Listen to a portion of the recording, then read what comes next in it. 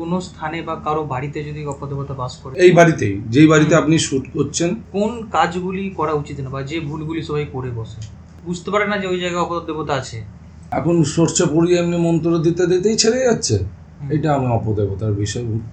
মরার আগে দেখবেন এই এই এই প্রশ্নগুলো ওনারা, কেউ মরতে যাবে তখন বলবে কর্ণপিচাসিনী করলে সেই মানুষ বেশি দিন বাঁচে না। পিচাস হচ্ছে সব থেকে বাজে জিনিস। তোমার সঙ্গে সঙ্গম করতে হয় কর্ণপিচাসিনীর সঙ্গে। আমার পাশেই মনে হচ্ছে চেয়ারে কেউ বসে আছে। এরা তান্ত্রিকদের কাছে কি চায়? বড় বড় নেতাদের বশীকরণ হতো। সেটা এই তো কপালে দাগ আছে, চায় পাথর দিয়ে, এই দেখুন না, এইখানে চেঁচাচ্ছে মানে পুরো এলাকার লোক জানতে পারছে ভূত জ্বালানো হচ্ছে। সেটা তো বশীকরণ হবে না দাদা। আর যাকে মেন ধরেছে তাকে, সে দেখছি মেয়ে ছেলেটা পুরো ল্যাংটো। এখন তো পয়সার খেলা। আমি সোশ্যাল মিডিয়ায় তোমাদের সামনে বলছি জোর গলায়, কোনো বাপের বেটা জোর থাকে তাহলে ডাইরেক্ট সোশ্যাল মিডিয়ার সামনে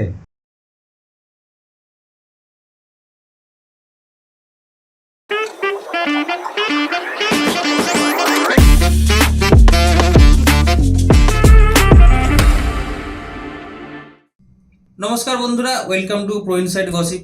তো এতক্ষণ পর্যন্ত আপনারা যে ইন্ট্রোটা দেখলেন, সেটা দেখে মোটামুটি একটা আইডিয়া করে ফেলেছেন যে আজকের পডকাস্টটা কি নিয়ে হতে চলেছে। তো আজকের পডকাস্টটা টোটালটাই যারা তন্ত্র সাধনা বা এই প্যারানর্মাল জিনিস নিয়ে যাদের বেশি ইন্টারেস্ট আছে তাদের জন্য এই পডকাস্টটা। কারণ স্বয়ং তারাপীঠে সাধনা করেন, 12-15 বছর ধরে তারাপীঠে সাধনা করছেন সমীরনাথ অঘরীর সাথে আমরা কমিউনিকেট করে, তার সাথে একটা আমরা যে বার্তালাপ করেছি, এবং আমার কিছু কোশ্চেন ছিল যেগুলো আমি সমস্ত ইন্টারনেট ঘেটে, এবং মনে হয়েছে যে এগুলো খুবই কমন কোশ্চেন, সেই কোশ্চেনের একটা প্যাটার্ন তৈরি করে তার সাথে আমরা এই জিনিসটা আলোচনা করেছি। তো আশা করি এই পডকাস্টটা আপনাদের ভালো লাগবে। তো পডকাস্টটাতে আরও একটা কথা আমরা বলবো যে এই পডকাস্টটা তো দেখবেন, তার সাথে আপনারা আমাদের চ্যানেলটার সাথে থাকুন। কারণ হচ্ছে যে আমরা এমন কিছু জিনিস তারাপীঠের শ্মশানে শ্যুট করেছি, এবং তারও কিছু ডিফারেন্ট টাইপ অফ ভিডিও আমরা কিছু শর্টসের মাধ্যমে বা কিছু শর্টস ক্লিপসের মাধ্যমে আমরা সেগুলো আমাদের চ্যানেলে আপলোড করব পডকাস্টটা দেখার পরে। তো অবশ্যই আমাদের চ্যানেলের সাথে থাকবেন, আর পডকাস্টটা কেমন লাগলো অবশ্যই কমেন্টে জানাবেন। গুরুজি, আপনি বলুন যে আপনি নিজের সম্বন্ধে একটু বলুন, বা তারাপীঠে কতদিন আছে? আমি এখানে টোটাল 12 বছর আছি। আমার নাম হচ্ছে সমীরনাথ অঘরী। আমি ছোটবেলাতেই আধ্যাত্মিক লাইনের সঙ্গে যুক্ত ছিলাম। পড়াশোনা করতে করতে তার মধ্যে মাটির ঠাকুর তৈরি করতাম, করে পুজো অর্চনা করতাম। তার মধ্যেই ধরো আজকে এইখানে কালী মন্দির আছে, ঠনঠনিয়া কালীবাড়ি কি ফিরিঙ্গি কালীবাড়ি, যে তো কালী মন্দির আছে, সব ঘুরতাম। ঘুরতে ঘুরতে ঘুরতে ঘুরতে একটা নেশা টাইপের এসে গেছিল। আর যখন আমার বয়স হলো 18 বছর বয়স, তখন আমি শ্মশানে যাওয়া শুরু করলাম। আমি তখন দেখতে লাগলাম শ্মশানটা কি জিনিস, আমি দেখব বলে শ্মশানে। তখন বন্ধু বান্ধব, তখন সাইকেলের যুগ ছিল কলকাতায়, তখন আমি সাইকেল চালিয়ে ভূতনাথ শ্মশানে গিয়ে বসে থাকতাম, দেখতাম কি মজা পাওয়া যায়। ভূতনাথ শ্মশানের মধ্যে একটা এনার্জি পাওয়ার, যেটা বলে পেতের বিষয় নিয়ে, যেটা ভূত বলে কি পেত বলে, অনুভূতি করা যায়, প্র্যাকটিক্যাল দেখা যায় না। মনে হয় গায়ের লোমটা শিগগিরি উঠলো, পাশ থেকে কেউ বেরিয়ে গেল, এইগুলো অনুভূতি আমি করেছি শ্মশানে বসে ভূতনাথে। দিয়ে তখন আগেকার ছিল, তখন এখন তো করেছে নতুন করে চুলি ফুলি করে দিয়েছে। আগে একসঙ্গে অনেকগুলো কাঠের চুলি ছিল, তখন ওইখানে বসে লাভারিস বডি যেখানে জ্বালাতো সেই জায়গাটাই আমি বসে কপুর জ্বালিয়ে বসে থাকতাম। তখন অত মন্ত্রতন্ত্র জানতাম না, শুধু মা বলেই ডাকতাম, মা বলেই পুজো অর্চা করে ওই মন্ত্রেই করেছিলাম। তারপর করার পর অনুভূতি দেখলাম একটা প্র্যাকটিক্যাল জিনিস, মানে হচ্ছে আত্মা একটা শূন্য হাওয়া। আত্মা কাউকে প্রকাশে আত্মা আসে না। আত্মা যখন ওইটাকে মানুষের, আমরা যখন ওকে স্মরণ করি, যেমনি দেবতাকে স্মরণ করলে দেবতাকে পাওয়া যায় না, সেমনি আত্মাকেও স্মরণ করলে পাওয়া যায় না। তার জন্য ওই শূন্য হাওয়াটাকে ক্যাপচার করার জন্য সাধনা করতে হয়। তখন আমরা বুঝতাম না, তখন এমনি এই হয়েছিল। দিয়ে চলতে চলতে এই দেখতে দেখতে অনুভূতি, ভূতনাথ শ্মশানের অনুভূতি করার পর আমি 20 বছর বয়সে, 21 বছর বয়সে আমি ঘর ত্যাগী হই, হয়ে তারাপীঠে আমি দিকে রওনা দিই। তখন মা তারার পুজো আচ্ছা নিয়ে, ধ্যান জ্ঞান নিয়ে এখানে টোটাল 12টা বছর আমি কাটিয়ে দিয়েছি, একটা যুগ আমি কাটিয়ে দিয়েছি। যুগ কাটানোর পর এখানে দেখলাম হঠাৎ করে একদিন শ্মশানে বসে আছি রাত্রিরে, তখন চিতা জ্বলতো, পাতপদ্মর গাছে বসে আছি, দেখছি গাছের ডাল ভেঙে পড়ছে। পরের দিন গিয়ে দেখছি ওই ডালটা ভাঙা না। কি ব্যাপার এটা, আমি মনে করলাম হনুমান করেছে। এমনি অনেকবার দেখলাম। একদিন বসে আছে আমি আর একটা নাতজি আছে, ইলেকট্রিক চুলি তখন তৈরি হচ্ছে, অন্ধকার গুটগুটে একটা ছামা টাইপের, কালো টাইপের মুখ দেখলাম আর হাত দেখলাম, এমনি করে হাত বাড়িয়ে আমার কাছে কিছু চাইছে। সেইটা দেখাতেই দুজনেই আমরা ভয় খেয়ে গেছি, দুটো ব্যক্তি ভয় খেয়েছি। আমরা বলছি কি জিনিসটা, দিয়ে তারপরে সাহস করে ভেতরে ঢুকতে পারিনি। ভেতরে ঢুকে আমি দেখবো বলে তা আর করতে পারলাম না। তারপর আমি বললাম না, এই জিনিসটা যা আছে থাকুক। দ্বিতীয়বারেও আমরা বসেছি, সেম ওকে এত বড় একটা চাই পাথর ছুঁড়ে মেরেছে হাতে, ওই চিতার ওই ভেতর দিয়ে। দিয়ে আমরা বলছি এটা কি জিনিস, দিয়ে আমরা বললাম যা আছে থাকুক, ওর জায়গায় ও থাকুক, আমাদের জায়গায় আমরা আছি, আমরা সাধন ভজন করছি, আমাদের সাধন ভজনটাই করা উচিত। আচ্ছা, আপনি ধরুন যখন তন্ত্র সাধনায় মোটামুটি সিদ্ধ হলেন আর কি, তো তারপরে যখন ধরুন ভূত প্রেত এইসবের যখন আপনার হলো, এখানের মধ্যে যে মানে খুব একটা যেগুলো মানে একটা মানে কল্পনা করা যায় না এরকম যে ইনসিডেন্টগুলো আপনার সাথে ঘটেছে, সেরকম যদি একটু কিছু বলেন।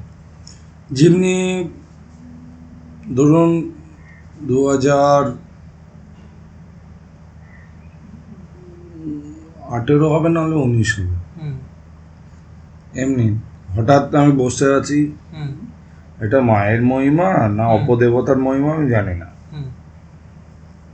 হঠাৎ বসে আছি, বসে থাকতে থাকতে আমার সঙ্গে শিবরাত্রির এমনি একটা অমাবস্যা ছিল, দিয়ে ওই অমাবস্যায় আমি কাজ করে, তখন আমাদের চেলা ফেলা নতুন আমি তখন তন্ত্রের লাইনে হাতে হোম করা শুরু করেছি। দিয়ে দেখছি গাছের ঝোপ নড়ছে, নড়তে দেখছি একটা ছামা টাইপের, পুরো আকৃতি দেখতে পাইনি, একটা ছামা। ওই জিনিসটা দেখছি ওই শ্মশানে একটা পাম গাছ আছে, ভেতরে পাম গাছের পেছনেই আম গাছটা আছে, সেই আম গাছের কাছে দেখছি দাঁড়িয়ে আছে। আমরা 4-5 জন দেখেছি, দেখে আমরা বলছি এটা কি জিনিস, ব্যক্তিকে কি ব্যাপার, এটা নিয়ে আমরা আলোচনা করলাম। দিয়ে করার পর তখন শ্মশানে এত হোমযজ্ঞও ছিল না। আমি তখন 2018-15-16 গল্প বলছি, লকডাউনের আগে। দিয়ে তখন হঠাৎ করে চলে গেলাম, দিয়ে তারপর গিয়ে পরের দিন আমার খুব জ্বর, এত শরীর খারাপ, দিয়ে অমাবস্যা আছে, তবু আমি এলাম ওষুধ খেয়ে আমি এসে বসেছি। দিয়ে বলছি এমনি কিছু, আমার মনে হলো কিছু একটা হয়েছে। দিয়ে একটা চাচা থাকে, ওকে বললাম চাচা এমনি, বললে হাওয়া লেগেছে। দিয়ে আমি ঝাড়িয়ে নিলাম, ঝাড়ানোর পর একটু জ্বরটা নামলো, তারপর দিয়ে নর্মাল হলো। ওই জায়গাটায় আমরা লোকেশন করে রেখেছি, বৈষ্ণবতলার ওই জায়গাটার মধ্যেই অপদেবতা বিরাজমান। আচ্ছা, এবার আমাকে বলুন যে কোনো বাড়িতে বা কারোর ওপর যদি অপদেবতা থাকে, তাহলে মানে কিভাবে সে বুঝতে পারবে যে কি কি ইঙ্গিত পাওয়া যায়? একটা কথা, সিমটম পাওয়া যায় ভূতের। প্রথমে ও দেখুন, এখন 2-3টে জিনিস করছে মানুষ, যাকে ভূতে ধরছে না তারাও বলছে আমাকে ভূতে ধরেছে। ভূতে ধরলে চোখের মনি ফার্স্ট উল্টো হয়ে যায়। সিমটম হচ্ছে চোখের মনি উল্টো হয়ে যাবে, ও কোনো খাবে না দাবে না, আর ওর গা দিয়ে একটা এমন একটা গন্ধ আসবে, সেটা তোমার সহ্য হবে না। আর ও কোনোদিন দেবস্থার, যেখানে দেব দেবতার স্থান আছে সেখানে কোনোদিন অপদেবতাও যাবে না। সে কোনোদিন অপদেবতা কোনো দেবতার স্থানে গিয়ে বিরাজমান করবে না সেখানে। তার জন্যই অপদেবতা, যারা প্রকৃতি অপদেবতা ধরে তাদেরকে নিয়ে দেখবেন একদম ডিপলিভাবে তারা কোনো জায়গায় দেবতার স্থানে গিয়ে বিরাজমান করে না। এরা করে কি, এখন বেশিরভাগই লোক দেখছি, আমি নিজেই সারাচ্ছি ভূত, আসছে 2 মিনিটে করতে করতে। আগেকার কেমনি ভূত ছাড়া তো অরিজিনাল অপদেবতা ধরলে গাছ ভেঙে যেত, কি দাঁতে করে কলসি নিয়ে যেত, সেগুলো কিছুই করে না এখন। এখন সরষে পড়িয়ে এমনি মন্ত্র দিতে দিতেই ছেড়ে যাচ্ছে। এটা আমি অপদেবতার বিষয় মেনে নিলাম।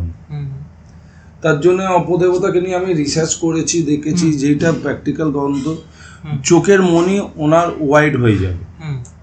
ফার্স্ট লক্ষণ হচ্ছে উনি কারোর সঙ্গে বেশি কথা বলবে না, ওনার কাছে অসংখ্য শক্তি একটা এসে যাবে।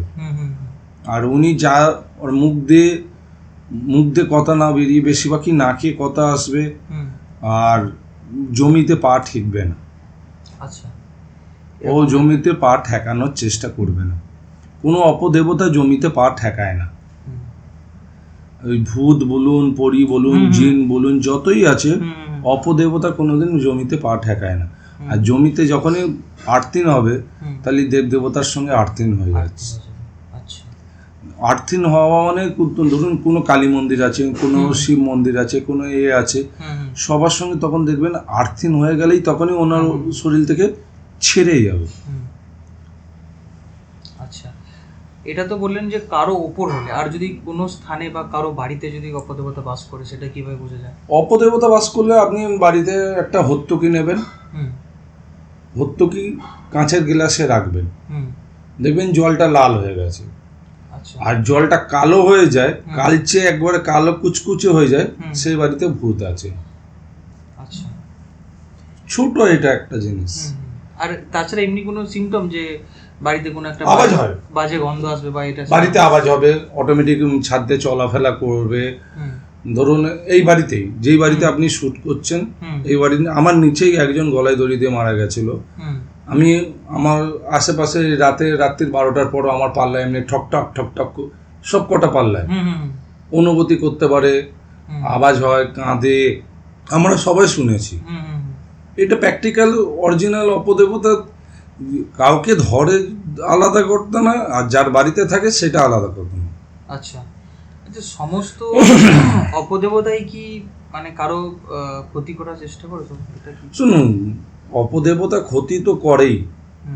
অপদেবতা একটা কথা হচ্ছে, শয়তানের পুজো আলাদা, দেবতার পুজো আলাদা। শয়তানের পুজো যারা করে তারা দেবতার পুজো করবে না। আর শয়তানের পুজো করা মানে শয়তানও ওনাদের কাছে ভগবান। আর শয়তানের দেবীকেই ধরতে গেলে শয়তান, ভূত, প্রেরত, ডাকিনী, শাকিনী, দেবী হচ্ছে কালী। কালী হচ্ছে ভূতের রানী, শিব হচ্ছে ভূতের রাজা। এদের দুজনকে যখন মেনটেন্স করে যখন পুজো করা হয়, তখন দেখবেন মাসভক্ত বলিদান করা হয় কালীর সামনে। মাসভক্ত দেখবেন কলার উপরে মাসভক্ত বলিদান অর্পণ করছে। কাকে দিচ্ছে? পঞ্চভূতকে দান করছে। আর যখন ভূতকে না দান করবেন তাহলে তো তোমার পুজো সম্পন্ন হবে না। তন্ত্রর মধ্যেই এই উল্লেখ করা থাকছে। তার জন্য এদের তন্ত্রই অপদেবতা ক্ষতি মানে ক্ষতি করবে। তুমি আজকে তোমাকে আমি বিনা কারণে ইট ছুঁড়ে মারি, তাহলে তুমি আমাকে ছেড়ে দেবে? আচ্ছা, হ্যাঁ, এটা একটা ব্যাপার। কিন্তু বেশিরভাগ ক্ষেত্রে তো ধরুন মানুষের অজান্তে জিনিসটা ঘটে যায়, মানুষ ধরুন বুঝতে পারে না যে ওই জায়গায় অপদেবতা আছে। ওইখানে যখনই দেখবেন একটা সিমটম বলছি, যেখানে অপদেবতা থাকবে সেখানে একটা জিনিস অনুভূতি করতেই পারবেন। গাটা হালকা করে ভারী হবে, গায়ের লোমগুলো শিগগিরই উঠবে, দেখবেন ঠান্ডা ঠান্ডা অনুভূতি পাবেন, গরমে ঠান্ডা পাবেন, আর ঠান্ডায় গরম অনুভূতি হবে। আচ্ছা, তবে মনে করবেন এই বাড়িতে কি এই জায়গায় অপদেবতা বিরাজমান আছে।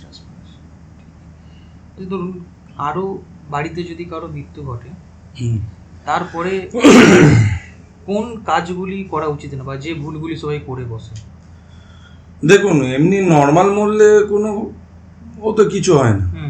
সুসাইডে মরলে যেমনি 3 দিনের মাথায় মানুষের ছাদ্য শান্তি করা উচিত, 3 দিনের পর আবার 41 দিনের মাথায় গিয়ে গোয়ায় হোক কি কোথাও হোক পিণ্ডদান করতে হয়, করলে তার আত্মার শান্তি পাওয়া যায়।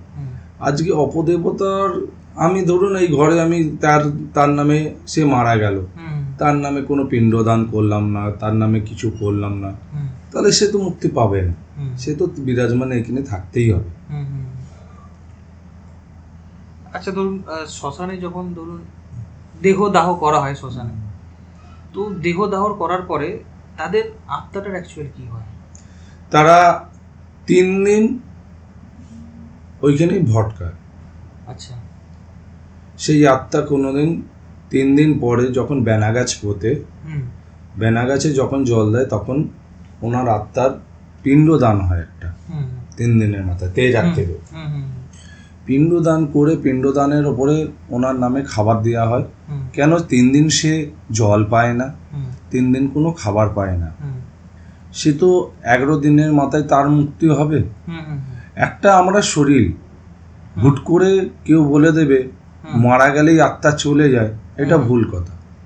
আত্মা যতক্ষণ আমাদের 72 ঘন্টা আত্মাটা থাকে, 72 ঘন্টা আত্মাটা যখন থাকবে তার তো একটা খাবারের জোগাড় করতে হবে। সেই শুদ্ধ কর্ম খাবার, সেই খাবারটা 3 দিন পরে যখন সেই বেনাগাছটা হয়, সেই বেনাগাছের মাধ্যম দিয়ে খাবারটা অনুভূতি করে। 3 দিন সে ওই শ্মশানেই বেড়ায়। ধরুন মানুষের মৃত্যুর আগে এবং মৃত্যুর পরে শরীরের মধ্যে কি কি লক্ষণ দেখা যায়? মানুষের শরীরের মধ্যে মানুষের বলবেন একটা কথা দেখবেন, প্রথমেই লক্ষণ দেখবেন মানুষ বলবে আমাকে কেউ বাড়ি মারছে, কেউ দাঁড়িয়ে আছে, বলবে মরার আগে দেখবেন এই প্রশ্নগুলো ওনারা কেউ মরতে যাবে তখন বলবে এই দেখো আমার সামনে দাঁড়িয়ে আছে, এই ধরো এই দাঁড়িয়ে আছে। এই আমার নিজস্বই একটা ঘটনা, আমার দিদার কথা বলছি, যে আমাকে মানুষ করেছিল, হঠাৎ মারা যাওয়ার আগে 1 মাস ধরে 2 মাস ধরে খালি বলছে এই দেখ এই লোক আমার কাছে দাঁড়িয়ে আছে, তোর দাদু দাঁড়িয়ে আছে, এই দাঁড়িয়ে আছে, ওই দাঁড়িয়ে আছে, এই দেখ একে আমি দেখতে পাচ্ছি, ওকে দেখতে পাচ্ছি। তখন আমরা বুঝতে পেরেছি এনার আর আয়ু নেই। কেন, এনার যতটা আয়ু ছিল আয়ু ততটাই সম্পূর্ণ। আর পিঠে আমি দেখেছিলাম চাক চাক বলে না, যমরাজ বিচার করলে আত্মা নিয়ে যাওয়ার জন্য বেতের দাগ পড়ছিল, সেগুলো আমি দেখার আমার সচক্ষে দেখেছিলাম। দিয়ে উনি কাঁদতো, উনি 105 বছর বয়সে দেহ রেখেছিল, উনি চোখ দিয়ে জল পড়তো দিদার। আমি বললাম কেঁদে কি হবে, যেটা তোমার কপালে আছে সেটা। সে লাস্ট যখন ওনার দেহ ত্যাগ করে তখন আমি ছিলাম না, আমি স্বপ্নে দেখতে পাচ্ছি আমার দিদার দেহ মারা গেছে। ফোন আসতে তখন আমি এই তারাপীঠ থেকেই আবার কলকাতায় যাই, তার সৎ কাজ কমপ্লিট করে আবার তার 3 দিন 4 দিন পরেই আমি আবার ব্যাক করে চলে আসি। আচ্ছা গুরুদেব, যে মহামৃত্যুঞ্জয় যে কবচ বলে, এই মহামৃত্যুঞ্জয় কবচ ধারণ করলে সত্যিই কি মৃত্যু আটকানো যায়? প্রকৃতি মহামৃত্যুঞ্জয় কে করে? প্রকৃতি মহামৃত্যুঞ্জয় কে করে? এখন তো পয়সার খেলা। আপনি এখন মহামৃত্যুঞ্জয় বলছে 50,000 দাও, 1 লাখ দাও, 1.5 লাখ দাও, 30,000 দাও, 20,000 দাও, মহামৃত্যুঞ্জয় নিচ্ছে। প্রকৃতি 1 বছরে একটাই মহামৃত্যুঞ্জয় হয়, 10টা মহামৃত্যুঞ্জয় হয় না। প্রকৃতি মহামৃত্যুঞ্জয় করলে শরীরের বাত বিঘ্ন নাশায় হয়। 72 ঘন্টা টাইম দেয় মহামৃত্যুঞ্জয়। 72 ঘন্টার মধ্যে অনেক কিছুই চেঞ্জ হতে পারে, তোমার মৃত্যুও ঘটতে পারে 72 ঘন্টার মধ্যে। তার জন্য মহামৃত্যুঞ্জয় চট করে যারা প্রকৃতিভাবে তন্ত্র সাধক আছে কি মাতৃ সাধক আছে, তারা কারাও মহামৃত্যুঞ্জয় করতে চাইবে না। মানে অ্যাকচুয়াল কবচটা তৈরি করা খুব টাফ, তাই তো? টাফ, এত সহজে করা যায় না।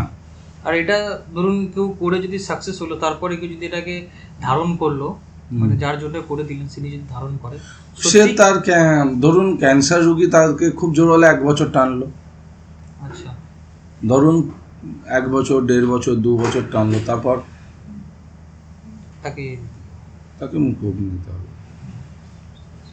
আচ্ছা, কেউ যখন ধরুন মারা যায় বলে যে তার সাথে তার জামা কাপড় এইগুলো কিছু শ্মশানে, হ্যাঁ, ওর জিনিস রাখা উচিত না।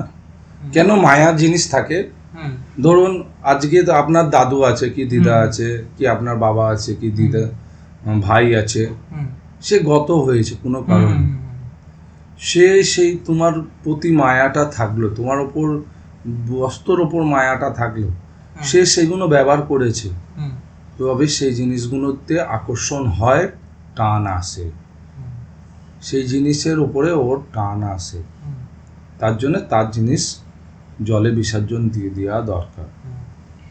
এবার ধরুন যারা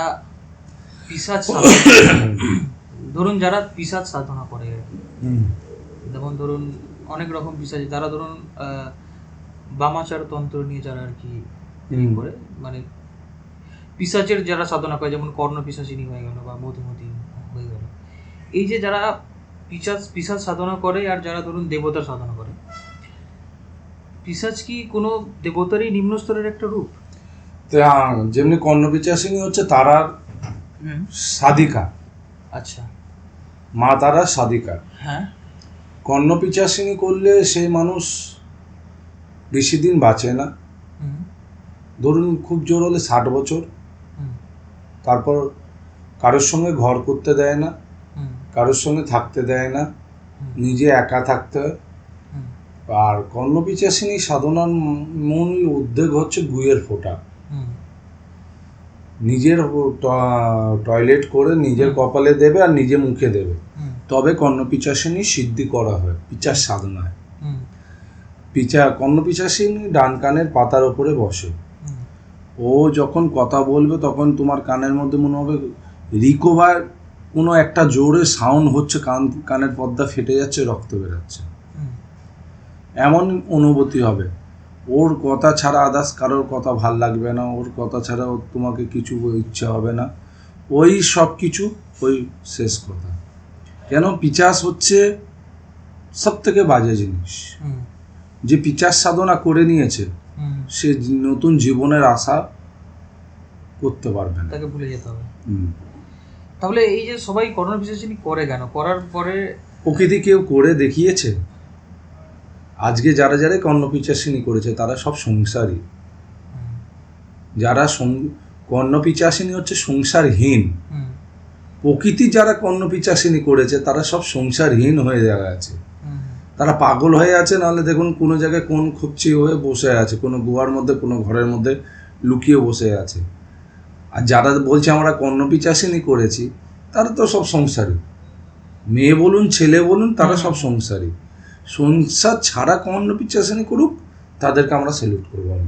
কর্ণপিশাচিনী করলে অ্যাকচুয়ালি কি ও সত্যি গুরুজি মানে ভূত ভবিষ্যৎ বর্তমান দেখতে পায়? একদম, ওকে তোমাকে সোনার মোহর দেয়, তোমার প্রথম ধাপে তোমাকে 2টো মোহর দেবে, 3টে ধাপে 4টে মোহর দেবে, এমনি করতে করতে মোহর দেবে, তোমাকে আস্তে আস্তে বড় লোক করে দেবে, তোমাকে ফ্যামিলি থেকে আলাদা করে দেবে, তোমাকে কারোর সঙ্গে রাখতে দেবে না, কারোর সঙ্গে থাকতে দেবে না, তুমি কি একা একটা রুমের মধ্যে বললাম না একা ওকে রেখে দেবে, তোমার সঙ্গে সঙ্গম করতে হয় কর্ণপিশাচিনীর সঙ্গে, আর তুমি না সঙ্গম করো তাহলে তোমাকে মৃত্যুর মুখোমুখি হতে হবে।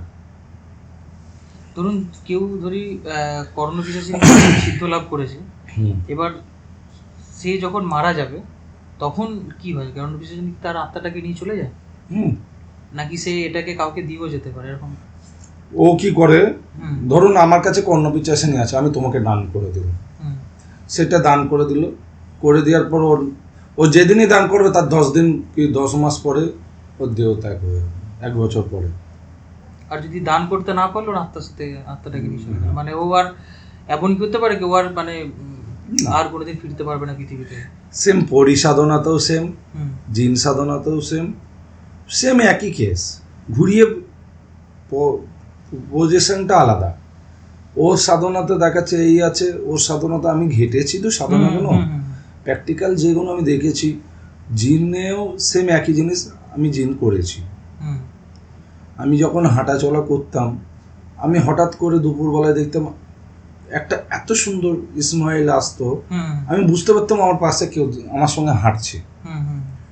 দিয়ে ওই জিনিসের অনুভূতি করতে করতে আমি বুঝলাম এইগুলো কি বলুন তো, একটা টাইম আসে এই করতে করতে করতে করতে আপনি তখন বুঝতে পারবেন এইগুলোতে সব রিলিভ হয়ে যাচ্ছে, আর তার জীবনের শেষ। এটা ধরুন ক্যান্সার রোগ, এই কর্ণবিষাসিনী হোক, জিন হোক, ভূত হোক, কাচ্চাকে লোয়া হোক, তেলিয়া মাসান হোক, এগুলো সব হচ্ছে একটা ক্যান্সার। যার ক্যান্সার ধরে নেবে সে কোনোদিন সারবে না। আচ্ছা, আমাকে বলুন, আত্মার কি কোনো রূপ হয় না? ও না, শূন্য হওয়া।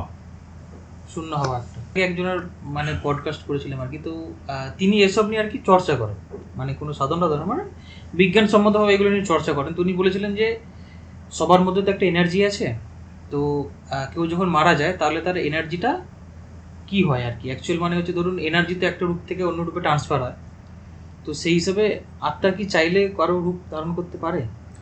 আত্মা কি, আমি তোমার কিছুক্ষণ আগে আমি একটা ঘটনা বলেছিলাম, আত্মা কোনোদিন মাটির সঙ্গে লিঙ্ক আপ হয় না। মাটির থেকে 1.5 ফুট হাইটে শূন্যতে থাকে। আত্মা অনেক রকম রূপ ধারণ করতে পারে, কুকুরের রূপ ধারণ করতে পারে, শিয়ালের রূপ ধারণ, যেমনি আমার দাদু, আমি বংশ পরম্পরা তান্ত্রিক, আমার দাদু তান্ত্রিক ছিল, ঠিক আছে, আমার দাদু পরিসাধনা করতো। আর আমাদের আগে মনে শুনেছ, আমাদের সোনারপুর গড়িয়ারতে মাছের ভেরি হতো, অমনি ভেরিতে আমাদের মাছের চাষ হতো। এটা সে দিয়ে আমার দাদুর মাছের লিস্ট নিয়েছে, যে মাছ উঠে হবে পুকুরে, সেমনি ওরা জাল ফেলছে, একটা মাছও উঠছে না, পুকুর ভর্তি মাছ, যে জেনারেটর দিয়ে জল কমিয়েছে তাও মাছ উঠছে না। দিয়ে প্রথম একটা দেখালো বিড়াল ম্যাও ম্যাও ম্যাও ম্যাও করে পুরো পুকুরটা ঘুরলো, ঘোরার পর যে জেনারেটারের কাছে এসে মিলিয়ে গেল। দিয়ে একটা ঘোড়া, টকটু ঘোড়া, ওই টক টক টক টক টক টক টক করে ঘুরে এসে ওই জেনারেটারের কাছে, একটা ষাঁড় ঘুরতে ঘুরতে এসে জেনারেটারের লাস্টে একটা সুন্দর মেয়ে ছেলে ওই তাল গাছের গোড়া থেকে উঠে পুরো পুকুরটাকে পরিক্রমা করে জেনারেটারে এক লাথি মেরে 4 টুকরো করেছিল। আচ্ছা, করতে ওইটা আমি যখন আমার দাদুর কাছে শোনা, সে দাদু দিদাও বলতো, দিয়ে তখন ওই উনি বলে তুই কি নিবি, তুই সন্তান নিবি, বউ বাচ্চা নিবি, না তুই আমার কাছে থাকবি? আমার কাছে থাকলে রাতে তোকে অন্ধ করে রাখবো সারাদিনে, রাতে চোখের জ্যোতি দেবো, আর তুই যা চাইবি তাই দেবো, ঠিক আছে? ও তো তাহলে কি হলো, আত্মা সব রকমই রূপ ধারণ করতে পারে। এটা আমার প্র্যাকটিক্যাল নিজস্ব ঘটনা। তাহলে আমার ফ্যামিলির উপর হতে পারে, তাহলে অন্য পাবলিকের উপর হতে পারে। এই যে ধরুন আত্মারা আছে, এরা তান্ত্রিকদের কাছে কি চায়? তান্ত্রিকদের কাছে মুখোপ চায়। সব আত্মা না, যারা সুসাইড করেছে, গলায় দড়ি দিয়েছে, বিষ খেয়েছে, রেলে কাটা পড়েছে, ট্রেনেও বাসের অ্যাক্সিডেন্ট হয়েছে, মার্ডার হয়ে গেছে, এই আত্মাগুলো মুখোপ চায়। এরা মুক্তি পায় না, আয়ুর আগে তাদের দীর্ঘ আয়ু খতম করা হয়। আচ্ছা, ধরুন কালপুরুষ এবং ব্রহ্মদৈত্য, এই দুটো কি একই না আলাদা, বা এরা কারো? কালপুরুষ আলাদা, ব্রহ্মদৈত্য আলাদা। কালপুরুষ নিয়ে যেটা কল্পনা করা হচ্ছে, কালপুরুষ হচ্ছে কালের দেবতা, যেটা হচ্ছে কালপুরুষ। আর ব্রহ্মদৈত্য হচ্ছে শুদ্ধ বামনের ছেলে, যখন ওইতে নেওয়ার সময় যখন দেহত্যাগ করা হয়, যে বামনের ছেলে দেহত্যাগ করে, পবিত্র বামনের ছেলে, সেই গিয়ে ব্রহ্মদৈত্য সৃষ্টি হয়। এই যে দ্বারা ব্রহ্মদৈত্য হয় বা কালপুরুষ হয়, এরা কি সত্যিকারও যদি ধরুন কোনো স্থান দিয়ে বা কেউ, আপনি যেটা বললেন যে অনুভূতি হয়, যদি সেখানে যদি কেউ থাকে, তো এরা কি কারো ক্ষতি করতে পারে? ক্ষতি সবারই করে। তুমি হঠাৎ আমি তোমাকে একটা কথা কি বললাম, তোমার গায়ে ইট ছুঁড়ে মারলে তুমি ছেড়ে কথা বলবে না, মানে যদি ভুলবশত কিছু হয়ে যায় তো ক্ষতি করবে। এই যে ধরুন বশীকরণ যে জিনিসটা ধরুন এখন বেশি চলছে, বশীকরণ আর কি কিছু দিয়ে, তো এটা কি সত্যি কাজ করে? তুমি হেভি প্রশ্ন করেছো এইটা। সব থেকে আমি এই প্রশ্নতে আমি নাই বলবো। বশীকরণ হলে স্বয়ং বড় বড় নেতাদের বশীকরণ হতো, বড় বড় ডিএমদের বশীকরণ হতো, মিনিস্টারদের বশীকরণ হতো, সিনেমা আর্টিস্টদের বশীকরণ করা হতো। আজকে কথার মানে বলেন তো, আমরা বশীকরণ মানে কি? লোক ঠকানোর বিজনেস। বশীকরণ দ্রব্য নেই। আগে তন্ত্র ছিল, বশীকরণের উল্লেখ ছিল তন্ত্রে। এখন বশীকরণের উল্লেখের দ্রব্য তুমি খুঁজে পাবে না। গরুচনা যেটা বলছে, গরুচনা গরুর পেট থেকে হয়, যেটা টিউমারের মতন একটা সম্পর্ক হয়, সেইটা দিয়ে দ্রব্য তৈরি করে সেইটাকে বশীকরণ করা হয়। তাতে জিনিস মিশিয়ে অভিমন্ত্র করে তাকে সেই নামে তাকে কুমকুম করতে হয়, তবে সেই ব্যক্তি বশীভূত হয়। আজকে আমি দ্রব্য না পেয়ে গরুচনা, আমি বলি গরুর গোবরকে গরুচনা, সেটা তো বশীকরণ হবে না দাদা। আচ্ছা গুরুজি, এই যে বলে যে বান মারা যে ব্যাপারটা, কে বান মেরেছে, কে করেছে, এই জিনিসটা কি অ্যাকচুয়াল, বা এটার কি এফেক্ট করে আর কি? বান অনেক রকম হয়। বান চালানো আগে শিখতে হয়। বান চালানো যেমনি তন্ত্র, আমরা গুপ্তবিদ্যা, মারণ বিচ্ছেদন, এইগুলো গুপ্তবিদ্যার মধ্যেই পড়ে। ঠিক আছে, বান হচ্ছে তোমার ক্ষতিবিদ্যা। যারা বান মারে করে তারা এইগুলো একদম সে তুচ্ছ মানুষ, পয়সার লোভে করছে। ধরো আজকে আমি এর ক্ষতি করে দিলাম, করে দিয়ে তারপর পরে বুঝতে পারছি আমি ক্ষতি করে ভুল করলাম। পয়সার জন্য তুমি তখন দেখবে ডাক্তারে তোমার পয়সা খাবে, তোমাকে ভগবান অন্য দিক দিয়ে শাস্তি দেবে, এই দিক দিয়ে না হোক অন্য দিক দিয়ে। আজকে তোমার ক্ষতিবিদ্যা করবো কেন? বানটা হচ্ছে জলাবান, অগ্নিবান, শুকনো বান, এইসব বান আছে অনেক কিছু। বান এমন এমন গুপ্ত জিনিসে দিয়ে তৈরি করতে হয়, দিয়ে এমন এমন দ্রব্য দিয়ে মারতে হয়, এখন সেই বান মারাও হয় না।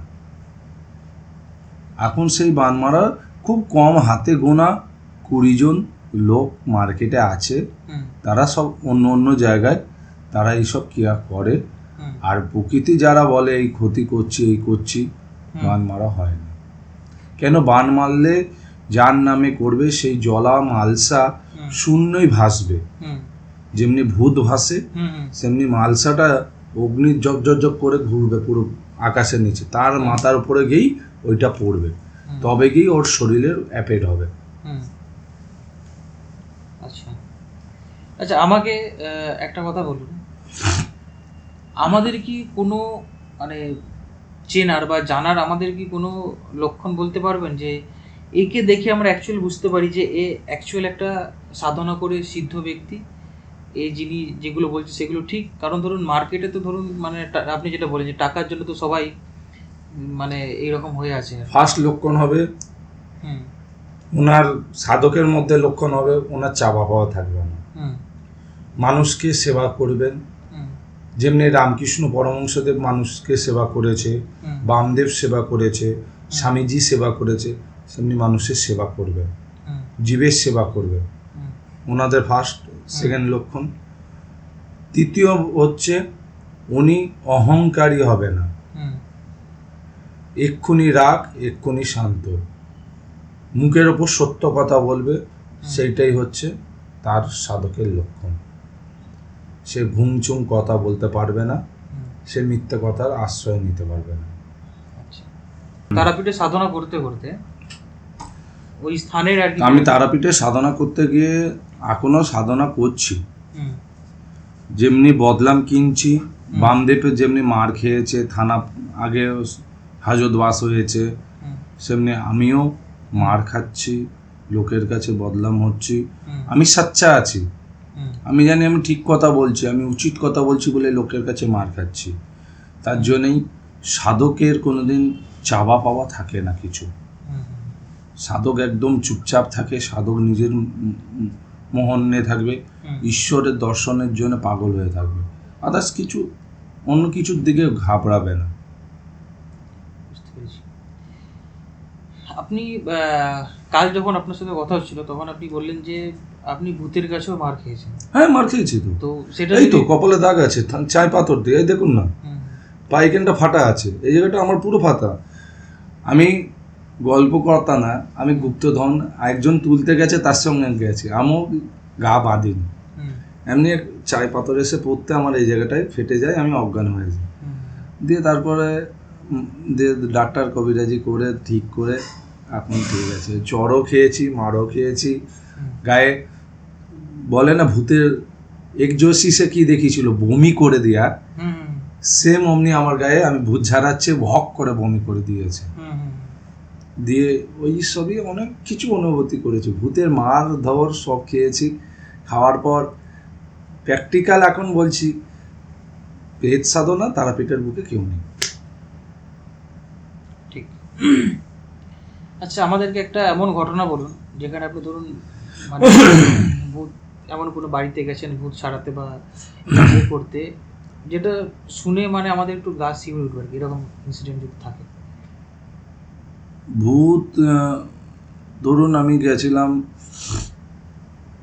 শিলিগুড়িতে, আমি তো এখন বেশি বাইরে যাই না, শিলিগুড়িতে গেছিলাম, যেতে বসে আছি আমি, আমার সঙ্গে আরও আমার 2-3টে চেলা, যেই ছেলেটা আগে এলো ও, ধরুন বসে আছি, হঠাৎ আমার পাশেই মনে হচ্ছে চেয়ারে কেউ বসে আছে। বসে থাকতে থাকতে ঘুরে দেখি চেয়ারটা খালি, চেয়ারে কেউ নেই। সব কটাই একটা অনুভূতি হলাম এটা কি জিনিস। দিয়ে তারপরে ভয় লাগতে লাগলো। দিয়ে বাড়িতে দেখছি একজনকে ভূত ছাড়ছে তো আর একজনকে ভূতে ধরছে, এমনি করতে করতে অনুভূতি আমাদের, তখন আমি হিমশিম খেয়ে গেছি। ওই যে আমার দ্বারা আর হবে না, আমি পারবো না কেসটাকে হ্যান্ডেল করতে। দিয়ে ভয় মানে তখন আমার অতিরিক্ত ভয় লাগছে, মানে একদম শেষ পর্যায়ে। কেন আমি বুঝতে পারছি না কি জিনিস আছে এটা, কেমনি, যেমনি আলভূত বলে, জাম্বুবান ভূত বলে, আমি বুঝতে পারছি না। দিয়ে ওইটাকে দিয়ে, আর যাকে মেন ধরেছে তাকে, সে দেখছি মেয়ে ছেলেটা পুরো ল্যাংটো, সে নিজের গু নিজে খাচ্ছে। আমরা দেখে আমি তো আশ্চর্য ঘটনা, যে এই তো মারাত্মক কেস। দিয়ে আমি ভয়ময় করে বললাম, তবু যতবার মন্ত্র পাঠ করে আমরা 3-4 মিলে মন্ত্র পাঠ করে, সে তো শোনে না, চেঁচামেচি, ঘর এইখানে চেঁচাচ্ছে মানে পুরো এলাকার লোক জানতে পারছে ভূত জ্বালানো হচ্ছে। আগে 2, 3, 4 করতে করতে করতে পুরো গ্রাম ভিড় হয়ে গেছে। ভয়ও লাগছে কিছু হয় মেয়েটার, তাহলে পিটিয়ে মেরে দেবে আমাদেরকে। দিয়ে অমনি করে তা যা করে হোক করা, ঠিক করার পর করে ধরে আমি বললাম আমাদের দ্বারাই এই কেসটা আমরা সমাধান করতে পারবো।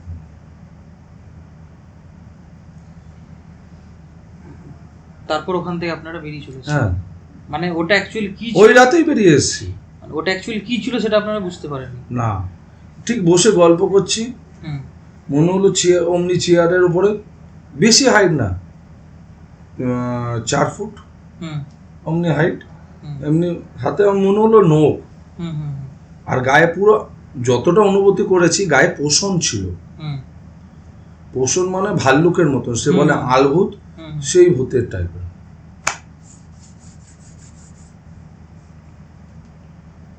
আচ্ছা, এই যে ধরুন যারা বলে যে ভূতেদেরকে বশ করে রাখে, নিজেদের মতো করে চালনা করে আর কি, তাদের মৃত্যু ভূতের হাতে। এই জিনিসগুলো কি ঠিক? এগুলো কি হয়? হয়, আমি কি বললাম, তাদের মৃত্যু, সাপুরেদের মৃত্যু সাপের হাতে, আর যে ভূতকে বশ করে তার মৃত্যু ভূতের হাতে। মানে এটা কি সত্যি করা যায়, হয় এরকম? একটা কথা বলছি, আমি সোশ্যাল মিডিয়ায় তোমাদের সামনে বলছি জোর গলায়, কোনো বাপের বেটা জোর থাকে তাহলে ডাইরেক্ট সোশ্যাল মিডিয়ার সামনে শূন্য মাথা ভাসিয়ে মাথা চালন করে দেখিয়ে দেবে, তাহলে মনে করবেন তাদের কাছে ভূত আছে, নলে যারা বলে তারা মিথ্যে। তো গুরুজি আমাদেরকে এবার বলুন যে যারা পরি সাধনা করে সেটা কিভাবে হয়, আসলে কি মানে সত্যি কি পরীকে লাভ করা যায়? আমি তোমাকে কি বললাম, আমি যেমনি জিন করেছি, আমি পরিটাকে নিয়েও রিসার্চ করেছি। আমি পরি সাধক। একটা মন্ত্র আছে, কৃষ্ণ পূর্ণিমার পর যে কৃষ্ণপক্ষের বৃহস্পতিবার পড়বে, সাদা বস্ত্রটা ধারণ করে কিছু দ্রব্য আছে, সেই দ্রব্য জোগাড় করে সেই পরীর মন্ত্র জাপ করলে সেই পরীর সিদ্ধি লাভ হবে। আগে 10,000 একবারে সিদ্ধি হতো, এখন 1,00,000 একবারে সিদ্ধি লাভ হচ্ছে। কেন? এখন তো মন্ত্র অভিশপ্ত মন্ত্র, কেন মন্ত্র সিদ্ধি নেই, তার জন্যে 1,00,000 একবার জব কমপ্লিট করতে হয়, করলে তবে ওই মন্ত্রের সিদ্ধি লাভ। পরি সিদ্ধি লাভ করলে কি লাভ হয় আর কি? কর্ণপিচাসিনীর মতো, ভূত ভবিষ্যৎ দর্শন দেবে, অর্থ দেবে, তোমাকে একা রাখবে, কারোর সঙ্গে থাকতে দেবে না, নিজের মতন ওকে চলতে হবে, ভুল করলে তোমার শাস্তি নির্বাহ্য, মৃত্যুর মুখোমুখি হতে হবে। আর যোগিনী সাধনাটাও কি অনেকটা তাই? সেম সেম, আমি বলেছি না, ঘুরিয়ে সাধনা ঘুরিয়ে সব একের মধ্যে আছে, একের মধ্যে পড়ে। মানে আমার ওই বামাচার তন্ত্র যেটা আছে আর কি, 8টা না কটা সাধনা হয়। বৃহৎ তন্ত্র সারের মধ্যে উল্লেখ করা আছে, দেখবেন পরি সাধনার বিষয়ে বড় বড় করে লেখা আছে। সাধকের ভুল করলে সাধকের মৃত্যু নির্বাহ্য। আমি একটা জায়গায় দেখছিলাম যে উনি বলছিলেন যে কেউ যদি ধরুন কর্ণপিশাচিনী বা কোনো সাধনা যদি করে, তার 10-15 দিন আগে থেকে তাকে মনে হয় প্রিপেয়ার হতে হয়, যে সে যেটার সাধনা করছে আর কি, 20 দিন আগে, 20 দিন আগে থেকে। এবং আর 20 দিন আগে চান করে নিতে হবে, তারপর চান বন্ধ করতে হবে। কর্ণপিচাসিনীতে চান চলে না। আপনি যতটা পারবেন নিজেকে নোংরা রাখার চেষ্টা করতে হয় নাকি? পেতেও সেম জিনিস, ভূতের জিনের আবার চান চলে, জিনের শুদ্ধ কাপড়, জিনে হচ্ছে সুগন্ধ লাগিয়ে ঘুরতে হবে, জিনে পরিষ্কার হয়ে থাকতে হবে, তবে জিন তোমাকে দর্শন দেবে। আচ্ছা, তো এই যে ধরুন কেউ যদি বলে যে সাধনাতে যাতে তার যদি কোনো ভুল না হয়ে যায়, এর জন্য সে যদি 10 দিন আগে থেকে যদি বা 20 দিন আগে থেকে, আমি একটা জায়গায় পড়ছিলাম বা দেখছিলাম যে সে যদি ধরুন ঠাকুরের সাধনা যদি করে, সেখান থেকে সে নাকি মুক্তি পেতে পারে। এটা কি ঠিক? মুক্তি মানে 1 বছর। 1 বছর আছে, 1 বছর দেবদেবতার সাধনা করতে হবে। দেবদেবতার করতে পারবে না, সে করতেও দেবে না। আমি তোমাকে শ্মশানে, আজকে তুমি আমার সঙ্গে চলো একটু আগেই, আমি তাকে দেখাচ্ছি, সে কর্ণপিচাসিনী করেছে, তার হাল কেমন আছে আমি তোমাকে সব সচোখে দেখাবো। কেন? শ্মশানে সে এসছে, কদিন হয়েছে, সে অল্প বয়সের ছেলে, আমার থেকেও ছোট, আমার ভাতিজা চেলা লাগে, তার হাল কি পরিস্থিতি আছে তুমি দেখলে বুঝতে পারবে। তো গুরুজি, মানে আমাদের সোশ্যাল মিডিয়ার থ্রু যারা সাধারণ মানুষ, তাদেরকে, যাদের সাথে ধরুন এরকম কিছু ইনসিডেন্ট ঘটছে বা বাড়িতে বা কারোর ওপর যদি এরকম হচ্ছে, তারা কিভাবে মানে সঠিক পথে যাবে যেখান থেকে তারা এটা মুক্তি পেতে পারে আর কি? আগে যেই টোটকাগুলো বললাম সেই টোটকাগুলো করবেন। করলে যেমনি বাড়িতে ভূত আছে নাকি ভূতের অনুভূতি করতে হলে সব থেকে ইজি, কোনো তান্ত্রিকের কাছে যেতে হবে না।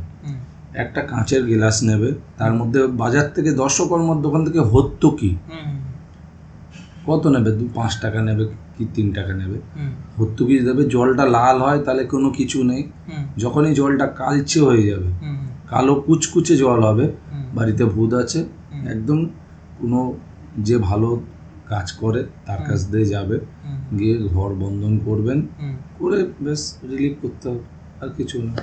আচ্ছা, আর কিছু মানে সংকেত বা কিছু দেবেন, বলবেন আমাদের সাধারণ মানুষের? সাধারণ মানুষ যেন তারা মায়ের আমরা যেমনি তারা সাধক, হুম হুম তারা মাকে কেউ তারাপীঠে এসে, আমাদের যেমনি কুলদেবী তারা মা আছে, তারা মায়ের কাছে এসে পাতপদ্মই আর মায়ের মন্দিরে পুজো দিয়ে হুম। মনোকামনা জানায়, তাহলে সেই মনোকামনা পূর্ণ হবে। আর কেউ যদি ধরুন আমাদের ভিডিও থ্রু কেউ যদি ধরুন এসে আপনার সাথে যদি যোগাযোগ করতে চায়, করতে পারে। সে কিভাবে করবে সেটা একটু বলে দিন। তারাপীঠ শ্মশানে আসবেন, হুম এসে 9B-তে আমার ঘর, হুম 9B-তে আমি থাকি, হুম ওইখানেই আমাকে পাবেন হুম শ্মশানে। ও চুলির সামনেও আমাকে পাবেন। হুম ওইখানে এসে খোঁজার পর আপনি ওইখানে কোনো সাধুকে বলবেন সমীরনাথ অগরীর কাছে যাব, সমীর বাবার কাছে যাব, হুম। আপনাকে যে সে নিয়ে চলে আসবে। আচ্ছা, আপনার যদি কোনো কন্ট্যাক্ট ডিটেলস থাকে যদি বলেন। 9007690532। আচ্ছা, তো গুরুজি এটা বললেন, প্লাস এনার সমস্ত ডিটেলস আমাদের ভিডিও ডেসক্রিপশনে থাকবে। এখান থেকেও আপনারা এনার সাথে এসে যদি আপনাদের পরিবার বা বাড়িতে যদি এরকম কিছু ইনসিডেন্ট ঘটে থাকে, তো সেগুলো আপনারা কানেক্ট করে কথা বলতে পারেন, তাই তো গুরুজি? একদম। তো আজকের পডকাস্টটা এখানেই আমরা শেষ করব। তো পডকাস্টটা কেমন লাগলো অবশ্যই আমাদেরকে জানাবেন, আর আপনারা কমেন্ট করে আপনাদের মতামত দেবেন। তো ধন্যবাদ সবাই।